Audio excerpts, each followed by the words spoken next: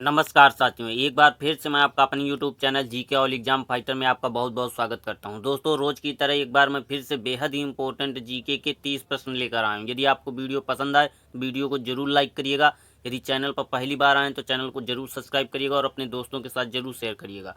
दोस्तों, मैं उम्मीद करता हूं कि आप पूरा वीडियो देखते हुए तीसों के तीसों प्रश्नों के सही जवाब कमेंट बॉक्स में जरूर देंगे। तो चलिए दोस्तों, जल्दी से हम अपना पहला प्रश्न देख लेते हैं। हमारा पहला प्रश्न है कि किस अभिक्रिया द्वारा पौधों में ऑक्सीजन बाहरी वातावरण से कोशिकाओं में पहुंचता है। सिर्फ आपको 5 मिनट वीडियो देखना है। यदि 5 मिनट में आपको ये ना लगे कि प्रश्न इंपॉर्टेंट नहीं है तो आप वीडियो को छोड़ सकते हैं। सिर्फ 5 मिनट का समय दीजिए हमें। बताइए, पहला क्वेश्चन है, बेहद ही इंपॉर्टेंट प्रश्न है। यह हमारा प्रश्न यूपी टीईटी के जूनियर के क्वेश्चन पेपर 2017 में पूछा गया प्रश्न है कि किस अभिक्रिया द्वारा पौधों में ऑक्सीजन बाहरी वातावरण से कोशिकाओं में पहुंचता है। बताइए, इंपॉर्टेंट है, नोट जरूर करते चलिएगा हर क्वेश्चन को। जी हाँ दोस्तों, तीसरा इज द राइट आंसर विसरण। विसरण वह अभिक्रिया है जिसके द्वारा पौधों में ऑक्सीजन बाहरी वातावरण से अंदर कोशिकाओं में पहुंचता है। चलिए दोस्तों, अगला और दूसरे नंबर का प्रश्न देखते हैं।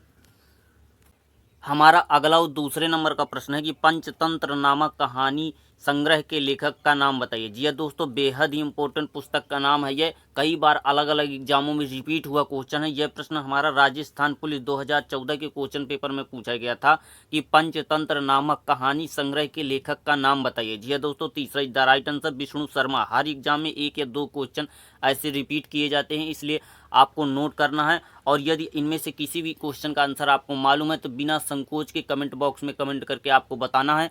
और अंत में ये जरूर बताना है कि आपने 30 में कितने सही क्वेश्चन किए हैं। चलिए दोस्तों, अगला और तीसरे नंबर का प्रश्न देखते हैं। हमारा अगला और तीसरे नंबर का प्रश्न है कि लार में पाया जाने वाला एंजाइम कौन सा है। जी हाँ दोस्तों, लार में पाया जाने वाला एंजाइम का नाम पूछा गया है कि लार में पाया जाने वाला एंजाइम कौन सा है। यह प्रश्न हमारा यूपी बोर्ड 2016 में पूछा गया प्रश्न है कि लार में पाया जाने वाला एंजाइम कौन सा है। जी हाँ दोस्तों, पहला the right answer ptyalin. Ptyalin लार में पाया जाने वाला एक प्रकार का एंजाइम है। चलिए दोस्तों, अगला प्रश्न देखते हैं। हमारा अगला और चौथे नंबर का प्रश्न है कि भारतीय पुरातत्व सर्वेक्षण का मुख्यालय कहाँ स्थित है। बेहद ही इंपॉर्टेंट प्रश्न है। जी हाँ दोस्तों, बेहद ही इंपॉर्टेंट प्रश्न है और रिपीटेड क्वेश्चन है। बिना देर किए सबसे पहले आप पेन कॉपी उठाइए और इस प्रश्न को नोट कर लीजिए, क्योंकि 100% देखिएगा, यकीन मानिए कि आपके अगले एग्जाम में यह प्रश्न पूछा जाएगा। भारतीय पुरातत्व सर्वेक्षण का मुख्यालय कहाँ स्थित है। यह प्रश्न हमारा रेलवे ग्रुप डी के एग्जाम में पूछा भी जा चुका है। बताइए। जी हाँ दोस्तों, दूसरा द राइट आंसर नई दिल्ली। भारतीय पुरातत्व सर्वेक्षण का मुख्यालय नई दिल्ली में स्थित है। हमारा अगला और 5वें नंबर का प्रश्न है कि इंडिया डिवाइडेड पुस्तक के लेखक कौन है। जी हाँ दोस्तों, यह पुस्तक के लेखक का नाम बार बार रिपीट हुआ है। अलग अलग एग्जामों में कई बार यह नाम रिपीट हुआ है। आपको इस पुस्तक का नाम तुरंत रफ कॉपी में नोट करना। यदि आपको इसका आंसर मालूम है तो बिना देर किए फटाक से जवाब दीजिए। यह प्रश्न हमारा एसएससी एमटीएस 2018 के क्वेश्चन पेपर में पूछा भी जा चुका है कि इंडिया डिवाइडेड पुस्तक के लेखक कौन है। जी हाँ दोस्तों, दूसरा the right answer doctor Rajendra Prasad. Doctor Rajendra Prasad द्वारा लिखी गई ही इन पुस्तक का नाम है इंडिया डिवाइडेड। जी हाँ दोस्तों, अगला और 6वें नंबर का प्रश्न देखते हैं। हमारा अगला और 6वें नंबर का प्रश्न है कि विश्व जल दिवस कब मनाया जाता है। जी हाँ दोस्तों, अलग अलग एग्जामों में कई बार ये क्वेश्चन रिपीट हुआ, तो हमने सोचा कि इस प्रश्न को भी आपके लिए इस वीडियो में रखना चाहिए। विश्व जल दिवस कब मनाया जाता है। यह हमारा हाल ही में यूपी पीसीएस के एग्जाम में पूछा गया प्रश्न है कि विश्व जल दिवस कब मनाया जाता है। एक महत्वपूर्ण टॉपिक होता है दिवस। जी हाँ दोस्तों, हर एग्जाम में आपको बताना नहीं पड़ेगा, आपको मालूम ही होगा कि हर एग्जाम में दिवस से 2 या 3 क्वेश्चन बनते हैं। हो सकता है आप अगले एग्जाम में जिसमें बैठने वाले हैं तो हो सकता है 100% यही प्रश्न आपके एग्जाम में हो। बताइए, विश्व जल दिवस कब मनाया जाता है। जी हाँ दोस्तों, चौथा द राइट आंसर 22 मार्च। 22 मार्च को विश्व जल दिवस के रूप में मनाया जाता है। दोस्तों, हमने आपसे सिर्फ 5 मिनट मांगे। आप पूरा वीडियो न देखें। यदि आपको लगे सिर्फ 5 मिनट देखिए। यदि 5 मिनट में आपको लगे कि नहीं यार इंपॉर्टेंट क्वेश्चन है, तभी आप पूरा वीडियो देखिए। दोस्तों, हमने मेहनत की है, इंपॉर्टेंट क्वेश्चन आपके खोज के लेकर आए हैं। यदि आपको वीडियो पसंद आया है तो आप बिना देर किए वीडियो को लाइक कर दीजिए। यदि पहली बार चैनल पर आए हैं तो चैनल को सब्सक्राइब कर लीजिए और अपने दोस्तों के साथ जरूर साझा करिए। चलिए दोस्तों, अगला 7वें नंबर का प्रश्न देखते हैं। 7वां प्रश्न है कि स्वराज पार्टी के संस्थापक कौन थे। जी हाँ दोस्तों, इंपॉर्टेंट प्रश्न है। यह प्रश्न हमारा यूपी पीसीएस 2006 के क्वेश्चन पेपर में पूछा गया था कि स्वराज पार्टी के संस्थापक कौन थे। पुराना प्रश्न है, कई बार रिपीट हुआ है, लेकिन अब हाल ही में 2-4 सालों से ये प्रश्न नहीं पूछा जा रहा है, लेकिन पहले बहुत ज़्यादा रिपीट होता था ये क्वेश्चन। हो सकता है अगले एग्जाम में यह प्रश्न रिपीट हो जाए कि स्वराज पार्टी के संस्थापक कौन थे। जी हाँ दोस्तों, चौथा the right answer Motilal Nehru Swaraj party के संस्थापक थे। चलिए दोस्तों, अगला और 8वें नंबर का प्रश्न देखते हैं। हमारा अगला और 8वें नंबर का प्रश्न है कि निम्न में से कौन सा शब्द स्त्रीलिंग है। बताइए, यकीन मानिए बेहद ही इंपॉर्टेंट प्रश्न है। सबसे पहले आप इसको बिना देर किए रफ कॉपी में नोट करिए और पूरी ईमानदारी के साथ इस प्रश्न का जवाब दीजिए। यदि आपको मालूम है, ईमानदारी से बताइएगा आपको इसका आंसर मालूम है कि नहीं मालूम है। कमेंट करके बताइए, यदि मालूम है तो जवाब दीजिए, नहीं मालूम है तो नो लिखिए। निम्नलिखित में से कौन सा शब्द स्त्रीलिंग है। ये समझिए कि यही क्वेश्चन आपके एग्जाम में छपा गया है। बताइए, यह प्रश्न हमारा MPTT 2023 के क्वेश्चन पेपर में पूछा गया था। बताइए कि निम्नलिखित में से कौन सा शब्द स्त्रीलिंग है। जी हाँ दोस्तों, चौथा द राइट आंसर भाषा। भाषा हमारा स्त्रीलिंग शब्द है। चलिए दोस्तों, अगला और 9वें नंबर का प्रश्न देखते हैं। हमारा 9वें नंबर का प्रश्न है कि निम्नलिखित में से कौन सा विषय समवर्ती सूची के अंतर्गत आता है। जी हाँ दोस्तों, बेहद ही इंपॉर्टेंट प्रश्न है, संविधान से रिलेटेड प्रश्न है। इस तरह के प्रश्न अलग अलग एग्जामों में कई बार रिपीट होते हैं। बताइए कि निम्नलिखित में से कौन सा विषय, 4 विषय दिए गए हैं, पुलिस, व्यापार, वन और रक्षा। इन चारों विषयों में से कौन सा विषय समवर्ती सूची में, या आपने संविधान की पढ़ाई तो की होगी, आपने यदि कंपटीशन की तैयारी करते हैं तो आपको नॉलेज होगा कि 3 प्रकार की सूचियां पाई जाती हैं, संघ सूची, राज्य सूची और समवर्ती सूची। बताइए कि कौन सी सूची के अंतर्गत आता है, इनमें से कौन सा विषय। जी हाँ दोस्तों, वन हमारा समवर्ती सूची के अंतर्गत आता है। पुलिस, व्यापार और रक्षा, जी हाँ दोस्तों, इनमें से वन सही है। वन हमारा समवर्ती सूची के अंतर्गत आता है, यानी इसमें नियम और जो योजनाएं हैं वो केंद्र और राज्य सरकारी दोनों मिल के चलाती हैं। चलिए दोस्तों, अगला और 10वें नंबर का प्रश्न देखते हैं। यह प्रश्न हमारा RPF 2018 के क्वेश्चन पेपर में पूछा गया था। हमारा अगला 10वें नंबर का प्रश्न है कि GST लागू करने वाला पहला देश कौन सा था। जी हाँ दोस्तों, हमारे देश में भी GST लागू हो चुका है, लेकिन आपको ये बताना है कि GST का नियम जो है, जो हमारे देश में लागू, यह सर्वप्रथम किस देश में लागू हुआ था सबसे पहले। यही प्रश्न पूछा गया है कि GST लागू करने वाला पहला देश कौन सा था। जी हाँ दोस्तों, दूसरा the right answer France. France GST को लागू करने वाला पहला देश था। बेहद ही इंपॉर्टेंट प्रश्न है, कई बार एग्जाम में रिपीट हुआ है।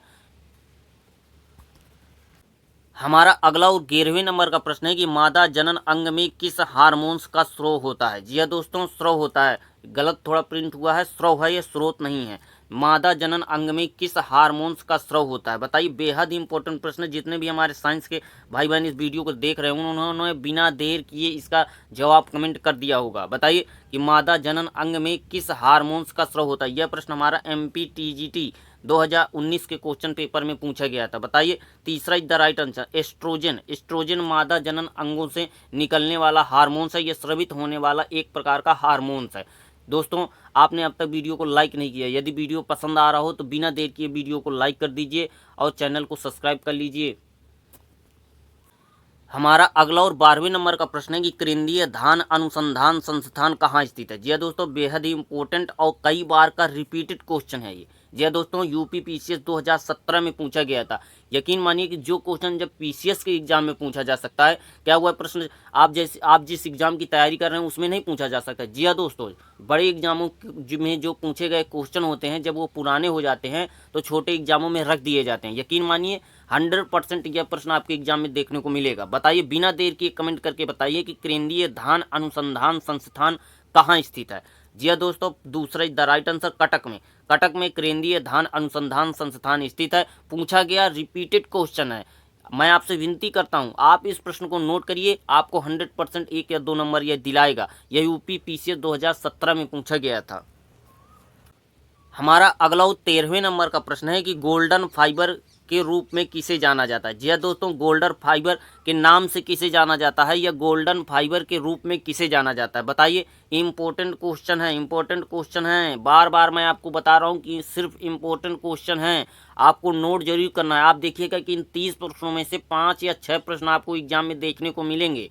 बताइए, जी हाँ दोस्तों, पहला the right answer jute. Golden fibre के रूप में या गोल्डन फाइबर के नाम से किसे जाना जाता है, जूट को जाना जाता है। यह दिल्ली पुलिस 2015 के क्वेश्चन पेपर में पूछा गया प्रश्न है। चलिए दोस्तों, अगला 14वें नंबर का प्रश्न देखते हैं।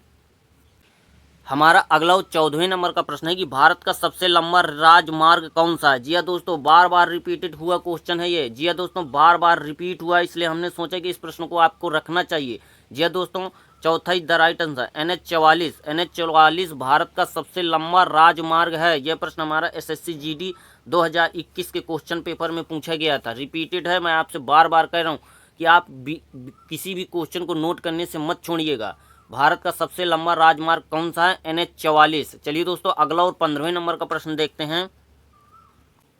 हमारा अगला और 15वें नंबर का प्रश्न है कि हिंद स्वराज नामक पुस्तक किसने लिखी थी। आपसे मैंने पहले ही कहा था कि ऐसे एग्जाम में 1 या 2 क्वेश्चन पूछे जाते हैं। आपने भी कई एग्जाम दिए होंगे तो आपको भी पता होगा कि बेहद ही इंपॉर्टेंट क्वेश्चन है कि हिंद स्वराज नामक पुस्तक किसने लिखी थी। जी दोस्तों, दूसरा ही the right answer Mahatma Gandhi. Mahatma Gandhi ने हिंद स्वराज नामक पुस्तक लिखी थी। जी दोस्तों, हिंद स्वराज नामक पुस्तक किसने लिखी थी? महात्मा गांधी ने लिखी थी। मैं बार बार इसलिए नहीं बोल रहा हूँ, आपका सिर खाने के लिए नहीं, बार बार प्रश्न को रिपीट कर रहा हूँ। मैं इसलिए बार बार प्रश्न को रिपीट कर रहा हूँ कि सुनने से भी कई सारे प्रश्न याद हो जाते हैं। जब हम किसी चीज़ को बार बार पढ़ते हैं तो आप यकीन मानिए कि जब आप पूरा वीडियो देख चुके होंगे तो इनमें से 5 या 6 क्वेश्चन आपको बिना याद किए ही याद हो गए होंगे।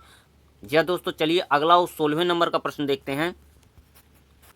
हमारा अगला और 16वें नंबर का प्रश्न है कि रियाल किस देश की मुद्रा है। मैं आपसे कह रहा हूं कि आप मुद्राएं और पशु, राष्ट्रीय पशु और राष्ट्रीय मुद्राएं, 5-6 ऐसी चीज़ें याद कर लीजिए, क्योंकि मानिए कि हर एग्जाम में 1 या 2 क्वेश्चन इनसे बनते ही बनते हैं। या तो आपके एग्जाम में मुद्रा पूछ लेगा या तो आपके एग्जाम में राष्ट्रीय पशु पूछ लेगा किसी देश का।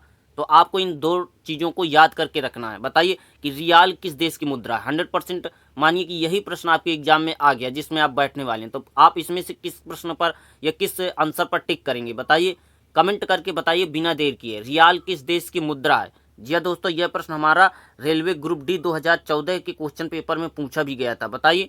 जी हाँ दोस्तों, पहला the right answer Brazil. Real कहाँ की मुद्रा है? ब्राजील की मुद्रा है। चलिए दोस्तों, अगला 17वें नंबर का प्रश्न देखते हैं।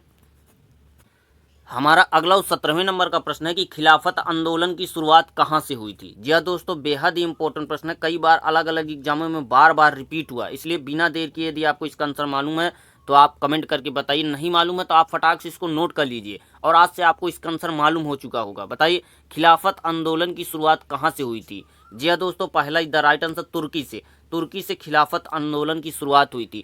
आपको यह वीडियो दिख रहा है, आपको इनमें से कई प्रश्न ऐसे लग रहे होंगे कि यार ये तो इंपॉर्टेंट नहीं है, पर जब कोई प्रश्न जो है एग्जाम में छप जाता है, जब छपने के बाद वह बेहद इंपॉर्टेंट हो जाता है। इनमें से कई प्रश्न आपने नोट ही नहीं किए होंगे, छोड़ दिए होंगे, माना होगा कि इनमें से प्रश्न इंपॉर्टेंट ही नहीं, लेकिन जब यही प्रश्न एग्जाम में आपके छप जाएंगे तो यही प्रश्न जो बेकार आप समझ रहे हैं इंपॉर्टेंट हो जाएंगे।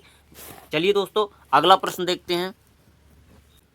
हमारा अगला और 18वें नंबर का प्रश्न है कि इनमें से किस वाक्य में अकर्मक क्रिया है। जी दोस्तों, हिंदी से रिलेटेड प्रश्न बेहद इंपॉर्टेंट है, कई बार एग्जाम में यह प्रश्न रिपीट हुआ है, इसलिए हमको इस प्रश्न को इस वीडियो में रखना पड़ा कि इनमें से किस वाक्य में अकर्मक क्रिया। इस क्वेश्चन का जवाब हम आपको नहीं देंगे, आप हमारे साथ जुड़िए और इस क्वेश्चन का जवाब दीजिए। सबसे पहले जो हमारा भाई इस क्वेश्चन का आंसर का जवाब देगा उसकी तैयारी मानिए, यकीन मानिए कि बेहद ही महत्वपूर्ण तरीके से वह तैयारी को कर रहा है पूरी ईमानदारी के साथ। यह प्रश्न हमारा वीडियो के 2018 के क्वेश्चन पेपर में पूछा गया प्रश्न है कि इनमें से किस वाक्य में अकर्मक क्रिया। इसका जवाब आप कमेंट बॉक्स में दीजिए, मैं नहीं दूंगा। चलिए दोस्तों, हम अपना अगला और 19वें नंबर का प्रश्न देखते हैं। हमारा अगला 19वें नंबर का प्रश्न है कि विद्यार्थी का संधि विच्छेद कौन सा। बेहद ही इंपॉर्टेंट प्रश्न है, कई बार एग्जाम में पूछा गया प्रश्न। यदि आपके सिलेबस में या आपके एग्जाम में हिंदी टॉपिक है तो मानिए यह प्रश्न रामबाण साबित होने वाला है आप सभी लोगों के लिए। बताइए, इस विद्यार्थी का संधि विच्छेद कौन सा। यकीन मानिए कि यही क्वेश्चन आ गया, आप पूरी ईमानदारी के साथ बताइए यदि आपको इसका आंसर मालूम है कि विद्यार्थी का संधि विच्छेद कौन सा। जी दोस्तों, तीसरा द राइट आंसर दीर्घ संधि। विद्यार्थी में कौन सी संधि है? दीर्घ संधि है। हमारा अगला और 20वें नंबर का प्रश्न है कि संगाई। जी दोस्तों, संगाई त्यौहार भारत के इनमें से किस राज्य में मनाया जाता है। जी दोस्तों, 4 राज्यों के नाम दिए गए हैं, आपको यह बताना है कि इनमें से किस राज्य में संगाई त्यौहार मनाया जाता है। यह प्रश्न हमारा DSSB 2023 के क्वेश्चन पेपर में पूछा गया प्रश्न है। बताइए। जी दोस्तों, दूसरा the right answer Manipur. Sangai त्यौहार भारत के किस राज्य में मनाया जाता है? मणिपुर राज्य में मनाया जाता है, पूछा गया प्रश्न है, नोट जरूर करते चलिएगा हर क्वेश्चन को। हमारा अगला और 21वें नंबर का प्रश्न है कि गोपनीयता का अधिकार भारत के संविधान के निम्नलिखित खंडों में से किसका एक अभिन्न हिस्सा है। जी हाँ दोस्तों, बेहद ही इंपॉर्टेंट प्रश्न है। यह प्रश्न हमारा एमपीपीसीएस 2019 के क्वेश्चन पेपर में पूछा गया था कि गोपनीयता का अधिकार भारत के संविधान के निम्नलिखित खंडों में से किसका एक अभिन्न हिस्सा है। बताइए, बेहद ही इंपॉर्टेंट प्रश्न है, आपको नोट जरूर करना है। एमपीपीसीएस 2019 में पूछा गया प्रश्न है, रिपीट होने के 100% चांस है। जी हाँ दोस्तों, चौथा द राइट आंसर। मौलिक अधिकार, गोपनीयता का अधिकार भारत के संविधान के निम्नलिखित खंडों में से किसका एक हिस्सा है, अभिन्न हिस्सा है, मौलिक अधिकार का एक अभिन्न हिस्सा है। चलिए दोस्तों, अगला और 22वें नंबर का प्रश्न देखते हैं। हमारा अगला और 22वें नंबर का प्रश्न है कि रत्नावली किसकी रचना। बेहद ही इंपॉर्टेंट प्रश्न है 22वें नंबर का। सबसे पहले आप इसको नोट करिए और आपने अब तक वीडियो को लाइक नहीं किया। यदि आप हमें पसंद करते हैं, इन प्रश्नों को पसंद करते हैं, इस चैनल को पसंद करते हैं, तो बिना देर किए वीडियो को लाइक कर दीजिए। यदि पहली बार आए हैं, आपको लगे कि आज ये चैनल हमारे कंपटीशन की तैयारी को करा सकता है, तो चैनल को जरूर सब्सक्राइब करिए।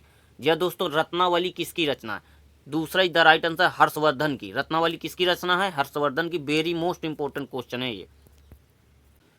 हमारा अगला 23वें नंबर का प्रश्न है कि किस अनुच्छेद के अंतर्गत भारत के राष्ट्रपति मृत्युदंड की सजा पाए हुए व्यक्ति को क्षमा या सजा में कमी या माफ कर सकते हैं। जी हाँ दोस्तों, किस अनुच्छेद के अंतर्गत यदि किसी व्यक्ति को मृत्युदंड दिया गया है तो राष्ट्रपति उस व्यक्ति के मृत्युदंड को कम कर सकते हैं या उसकी क्षमा कर सकते हैं या उसकी जो गलती है उसको माफ करके उसे सजा मुक्त कर सकते हैं। बताइए, किस अनुच्छेद के अंतर्गत राष्ट्रपति को यह ताकत दी गई है। जी हाँ दोस्तों, पहला द राइट आंसर अनुच्छेद 72। अनुच्छेद 72 राष्ट्रपति को यह स्वतंत्रता देता है कि वह सजा पाए हुए किसी भी व्यक्ति को सजा माफ कर सकता है, उसकी फांसी को रोक सकता है, फांसी को उम्र कैद में बदल सकता है, या उम्र कैद पाए हुए व्यक्ति को सजा या माफी दे सकता है। जी हाँ दोस्तों, बेहद ही इंपॉर्टेंट प्रश्न है। यह पीसीएस 2010 में पूछा गया प्रश्न है। मैं यकीन मानता हूं कि आप बिना देर के इस प्रश्न को नोट कर लिए होंगे। वीडियो लंबा हो रहा है, हो जाने दीजिए। ऐसा काम न करिए कि किसी कारण आपका क्वेश्चन छूट जाए। बेहद ही इंपॉर्टेंट क्वेश्चन चल रहे हैं, समय जाने दीजिए। समय गंवाएंगे तभी आप कुछ न कुछ जरूर पाएंगे। चलिए दोस्तों, अगला 24वें नंबर का प्रश्न देखते हैं।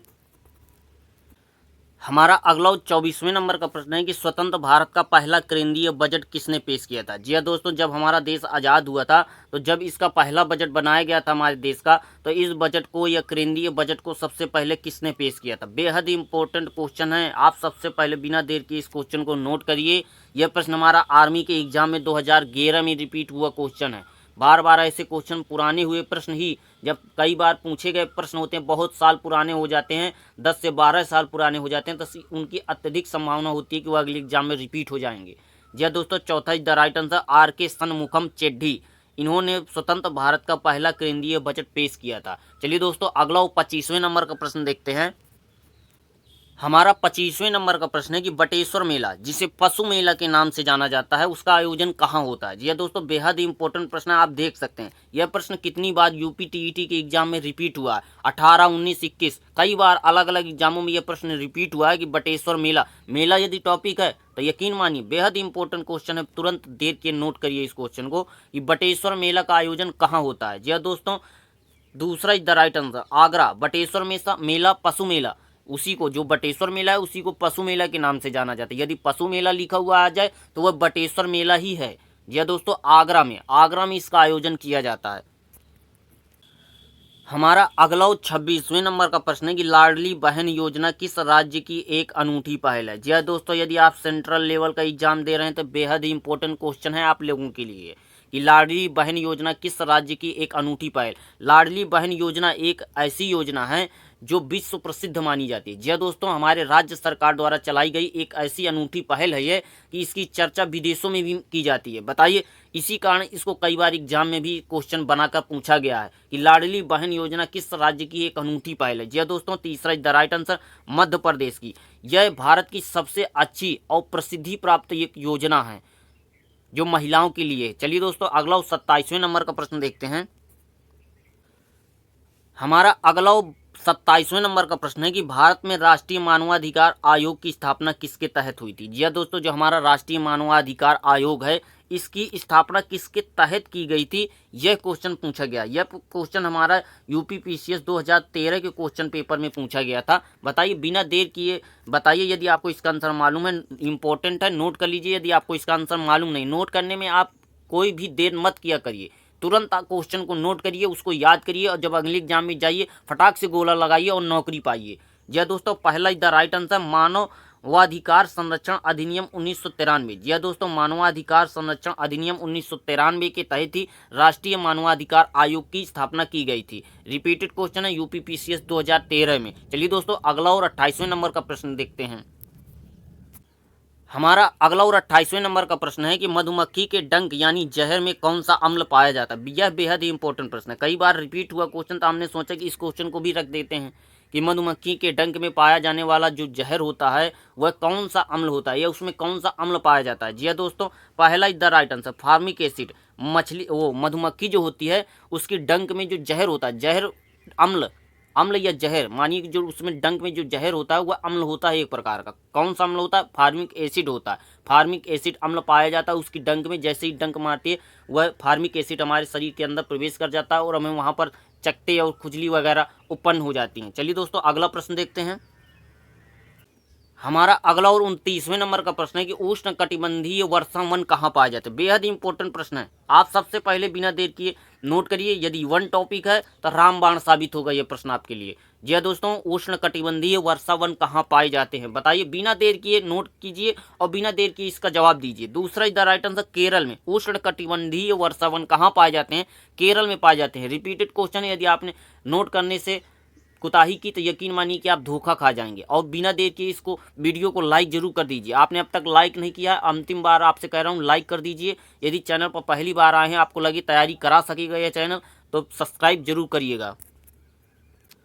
हमारा अंतिम प्रश्न है कि सबसे अधिक स्थायी पारिस्थितिक तंत्र है। जी हाँ दोस्तों, बताइए कि इनमें से कौन सा पारिस्थितिक तंत्र सबसे स्थायी पारिस्थितिक तंत्र है। जंगल का पारिस्थितिक, गलत प्रिंट हुआ है, जंगल है। जंगल का पारिस्थितिक तंत्र, घास का मैदान का पारिस्थितिक तंत्र, मरुस्थल का पारिस्थितिक तंत्र या समुद्र का पारिस्थितिक तंत्र। कुछ लोगों को यह लग रहा होगा कि यह क्वेश्चन कैसा है। यह बेहद ही इंपॉर्टेंट प्रश्न है। जो साइंस के स्टूडेंट होंगे तो वह इस प्रश्न की महत्वता को समझते होंगे। जिन्होंने बेहद ही बहुत महत्वपूर्ण तरीके से पारिस्थितिक तंत्र के टॉपिक को कंप्लीट किया होगा, मात्र वही विद्यार्थी इस क्वेश्चन का आंसर दे पाएगा। यह प्रश्न हमारा यूपीएसआई 2021 के क्वेश्चन पेपर में पूछा गया था। बताइए सबसे अधिक स्थायी पारिस्थितिक तंत्र कहाँ का होता है। जी दोस्तों, चौथा इज द राइट आंसर समुद्र का। सबसे अधिक स्थायी पारिस्थितिक तंत्र समुद्र का होता है। नोट कर लीजिएगा, बेहद ही इंपॉर्टेंट क्वेश्चन है। नमस्कार साथियों, आज का हमारा वीडियो यहीं पर समाप्त होता है। यदि आपको ये वीडियो पसंद आया हो तो बिना देर के लाइक कर दीजिए। पहली बार आए हैं तो चैनल को सब्सक्राइब कर दीजिए। नमस्कार साथियों, जीके ऑल एग्जाम फाइटर को जरूर याद रखिएगा।